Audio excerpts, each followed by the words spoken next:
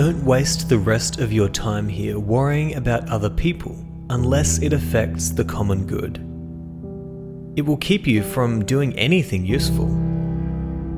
You'll be too preoccupied with what so-and-so is doing and why, and what they're saying and what they're thinking and what they're up to, and all the other things that throw you off and keep you from focusing on your own mind.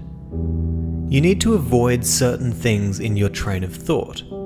Everything random, everything irrelevant, and certainly everything self-important or malicious.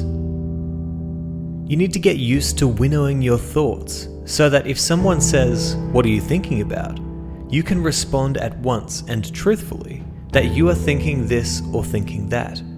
And it would be obvious at once from your answer that your thoughts were straightforward and considerate ones, the thoughts of an unselfish person, one unconcerned with pleasure and with sensual indulgence generally, with squabbling, with slander and envy, or anything else you'd be ashamed to be caught thinking. Someone like that, someone who refuses to put off joining the elect, is a kind of priest, a servant of the gods, in touch with what is within him and what keeps a person undefiled by pleasures, invulnerable to any pain, untouched by arrogance, unaffected by meanness, an athlete in the greatest of all contexts, the struggle being not to be overwhelmed by anything that happens.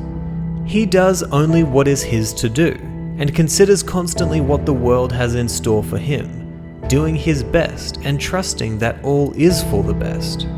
For we carry our fate with us, and it carries us. He keeps in mind that all rational things are related, and that to care for all human beings is part of being human, which doesn't mean that we have to share their opinions. We should listen only to those whose lives conform to nature.